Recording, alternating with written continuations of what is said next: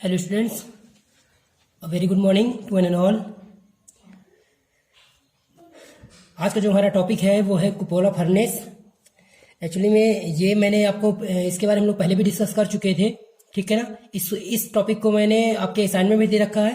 That means किसमें आता है आपका introduction to furnaces. Introduction to furnaces में आपका अकाउंट होता है। दैट मीन्स वेरियस कई टाइप्स की फर्नेस होती हैं। फर्नेस का मेन फंक्शन क्या होता है? किसी भी टाइप के आपका मेटल को उसको मेल्ट करना ताकि हम लोग किसी भी कास्टिंग प्रोसीजर में या किसी भी टाइप के आपका दैट मीन्स कास्टिंग में जो भी मेटल चाहिए आपको उसको उस फॉर्म में हम लोग कन्वर्ट कर सके, किसके मोल्टन फॉर्म में, ठीक है। यहाँ पे जो आपका कुपोला फर्नेस है आपका, उसका जो मेन पर्पज क्या होता है, क्या करता है ये पिग आयरन को किसमें, कास्ट आयरन में आपका कन्वर्ट करता है। पिग आयरन को कास्ट आयरन में आपका कन्वर्ट करने के लिए हमें क्या होता है, कुपोला फर्नेस का यूज करते हैं, ठीक है ना। यहाँ से आपको एक्चुअली कई टाइप्स के आपका कास्ट आयरन हम यहाँ पे बनाए जाते हैं। कई टाइप्स ऑफ कास्ट आयरन यहाँ से प्रोड्यूस कर सकते हैं with the help of कुपोला furnace. यदि बात की जाए आपका फर्नेस की, टाइप्स ऑफ फर्नेस की, तो कई टाइप की आपका फर्नेस होती हैं।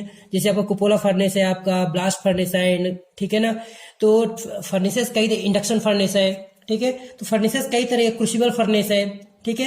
फर्नेसेस कई टाइप से होती हैं। तो हम लोग जो डिस्कस करने वाले हैं किसके बारे में, आपका कुपोला फर्नेस के बारे में।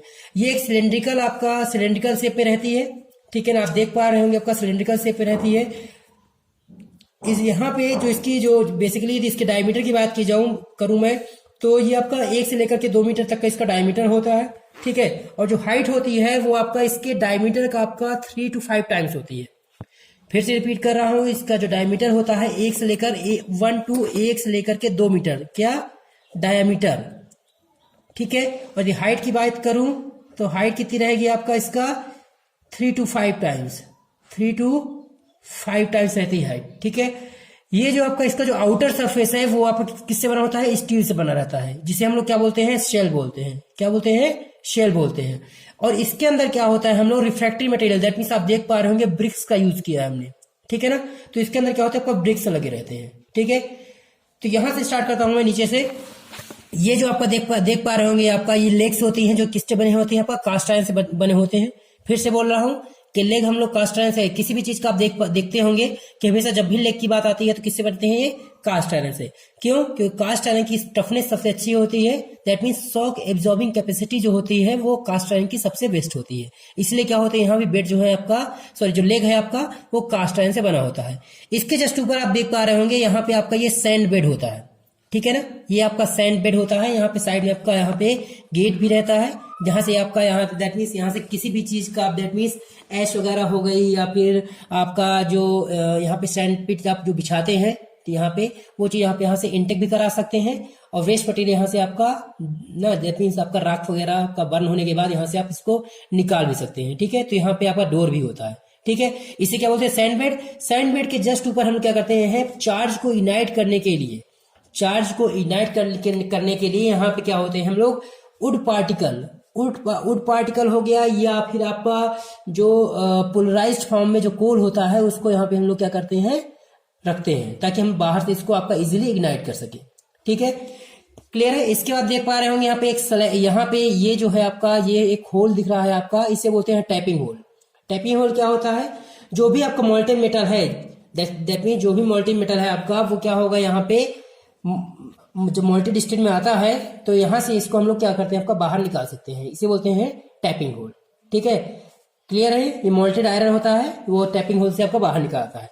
नेक्स्ट आता है आपका, ऊपर देख पा रहे होंगे स्लैग होल है, ठीक है। स्लैग होल का क्या काम रहता है, दैट मीन जो भी आपका इम्प्योरिटी रहती है, जो डेंस मटेरियल है, डेंस पार्टिकल है, दैट मीन्स जो आयरन के, ठीक है, जो कि आपका पिग आयरन से कास्ट में कन्वर्ट होना है, वो यहाँ पे आपका डेंसिटी के कारण से आपका वेट ज्यादा होने का नीचे आता है। बट जो आपका दैट मीन्स जो फ्लक्स होता है, जो लाइन स्टोर हम लोग यूज करते हैं, line store as a flux हम यूज करते हैं, जो क्या करता है, जो इसके आयरन के साथ, दैट मीन्स पिग आयरन के साथ क्या करता है, रिएक्शन करके उसको किसमें, इम्प्योरिटी को ऊपर रख लेता है, ठीक है ना। उसी को क्या बोलते हैं हम लोग, स्लैग बोलते हैं। तो जो लेयर रहती है ये ऊपर ही रह जाती है, इसको यहाँ से स्लैग फॉर्म में इसको बाहर निकाल लेते हैं, ठीक है।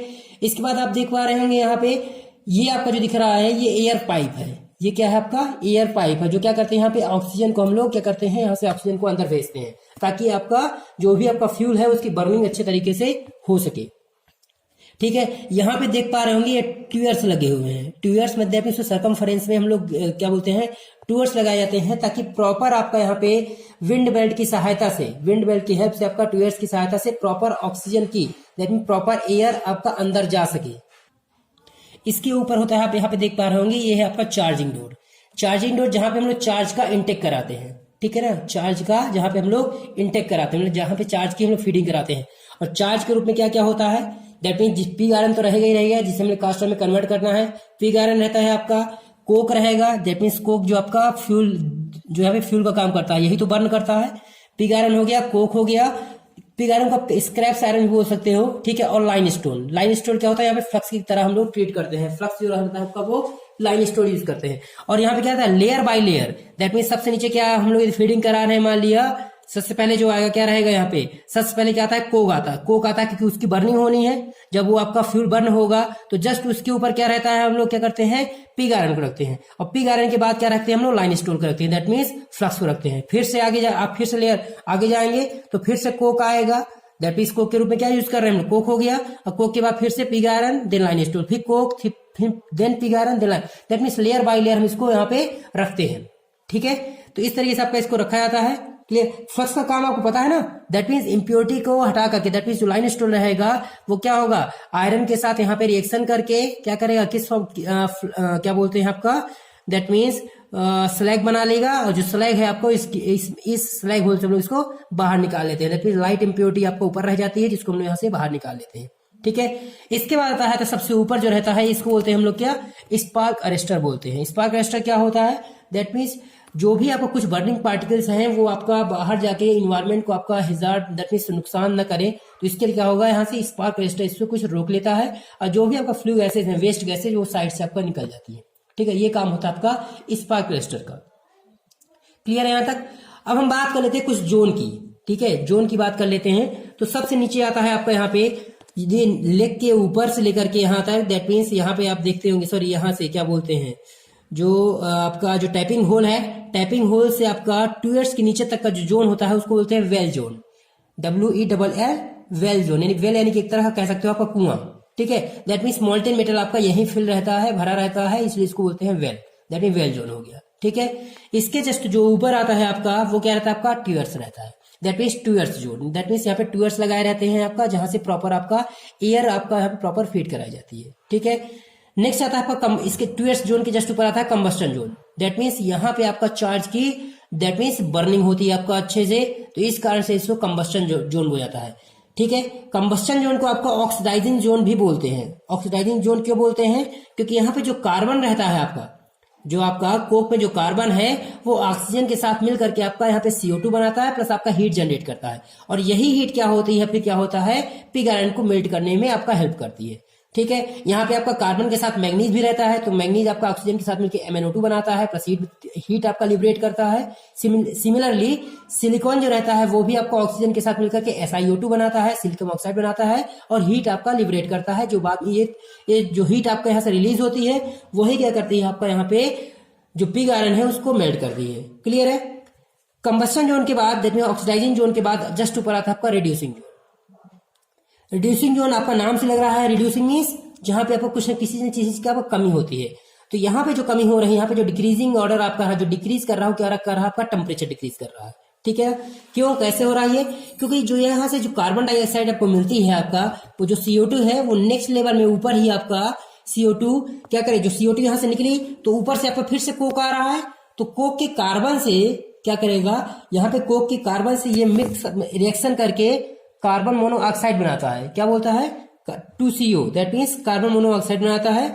और जो कार्बन मोनोऑक्साइड का टेम्परेचर जो होता है आपका वो यहाँ पे वो 1800 डिग्री सेल्सियस, दैट मीन्स कुछ कम रहता है। ठीक है ना, क्लियर है। तो इसीलिए बोलते हैं इसको रिड्यूसिंग जोन बोलते हैं। क्लियर है। इसके जस्ट ऊपर जाएंगे, इसके जस्ट ऊपर क्या है आपका, इसे बोलते हैं आपका मेल्टिंग जोन। दैट मीन्स यहाँ जो भी आपका पिग आयरन क्या होता है आपका मेल्ट करना स्टार्ट हो जाता है, मेल्ट कर जाता है। ठीक है, मेल्टिंग यहाँ पे स्टार्ट होती है, इसको बोलते हैं क्या, मेल्टिंग जोन। क्लियर है ये। मेल्टिंग जोन के जस्ट ऊपर आता है क्या, उसे बोलते हैं हम लोग क्या, pre heating zone. Pre heating का मतलब क्या, नाम से लग रहा है हीट होने के पहले जो प्री हीट होता है।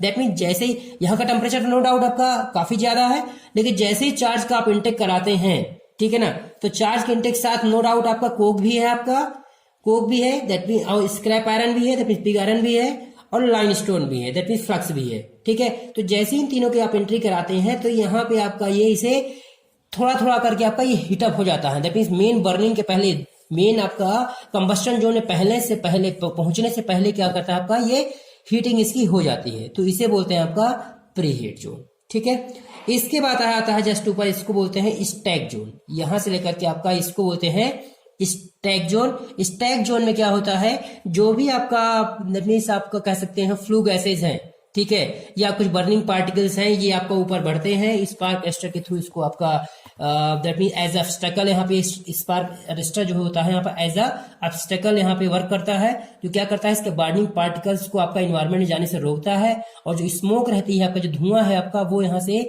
चिमनी के थ्रू कह सकते हैं आपका एक सिलेंडर का जो पोर्शन है यहाँ साइड से निकल जाता है। तो ये प्रॉपर इसकी आपका फंक्शनिंग है, ये दैट मीन फंक्शनिंग हो गई आपका, इसका वर्किंग कह सकते हो आप। ठीक है ना, चार्ज को इग्नाइट करना मैंने आपको बता ही दिया कि यहाँ पे जो आपका सैंड बेड के जस्ट ऊपर आपका पोलराइज फॉर्म में हम लोग आपका वुड पार्टिकल हो गया, और कोक यहाँ पे आपका पोलराइज फॉर्म समझते हो ना आपका, छोटे छोटे ग्रेन साइज में आपको यहाँ पे रख करके इसको बाहर से हम लोग इसको इग्नाइट कर देते हैं। ठीक है ना, तो ये इस तरीके से आपका इसकी प्रॉपर वर्किंग है। मेन जो आपका जो मेन पैरामीटर क्या क्या है आपका, इसका जो डायमीटर होता है 1 से लेकर के 2 मीटर तक होता है, और जो इसकी हाइट होगी वो कितनी रहेगी आपका 3 से 5 गुना रहती है इसके डायमीटर का। दैट मीन्स यदि आपका 1 मीटर यदि आपका डायमीटर है तो क्या होगा आपका लगभग आपका 3 से 5 यानी कि 4 मीटर आप किसी हाइट ले सकते हो। यदि 2 मीटर है तो हो गया आपका 8 से 9 मीटर हो गया। ठीक है, हाइट की बात कर रहे हैं। ठीक है, रिएक्शन आपका कंबस्टन जोन के लिए और रिड्यूक्शन जोन के लिए, दोनों के लिए रिएक्शन आप जरूर याद कर लें। यहाँ पे ऑक्सीजन तो आपका रहेगा ही रहेगा, नो डाउट। कंबस्टन हो रहा है तो बिना ऑक्सीजन की हेल्प से हो नहीं सकता है, तो किसका किसका कंबस्टन होता है, ऑक्सीडाइजिंग किसका किसका हो रहा है आपका, कार्बन का हो रहा है, मैग्नीज का हो रहा है, और सिलिकॉन का हो रहा है। तो इससे आपका क्या होगा, जब कार्बन के साथ होगा तो CO2 बनाएगा, मैग्नीज सब MnO2 बनाएगा, और जब आपका सिलिकॉन के साथ होगा तो SiO2 बनाएगा। और हीट आपका तीनों ही केस में आपका हीट लिबरेट करेगी, जिसके कारण से क्या होगा, यहाँ से इसकी जो पिग आयरन है उसकी बर्निंग पॉसिबल होती है। ठीक है, रिड्यूसिंग जोन में क्या होगा, टेम्परेचर आपका डाउन रहता है, नो डाउट। टेम्परेचर क्या हो जाएगा आपका 1800 डिग्री सेल्सियस रहता है। यहाँ पे क्या होता है, यहाँ इसमें CO2 के साथ आपका कार्बन रिएक्ट करता है और कार्बन मोनोऑक्साइड बनाता है। ठीक है, तो इस तरह से इसकी वर्किंग है। ठीक है, कोई डाउट हो आपको बिल्कुल आप पूछ सकते हो। ठीक है ना, उसके अलावा और इसके अलावा और भी आपका जैसे ब्लास्ट फर्नेस से आपको बहुत इजी है, आपका क्रूसिबल फर्नेस हो गया। ठीक है, आप बकायदे नेक्स्ट क्लास में हम लोग आपका नेक्स्ट जो भी आपका क्लास पड़ेगी रिवीजन के लिए, उसमें हम उसको डिस्कस कर लेंगे। ठीक है, थैंक यू सो मच।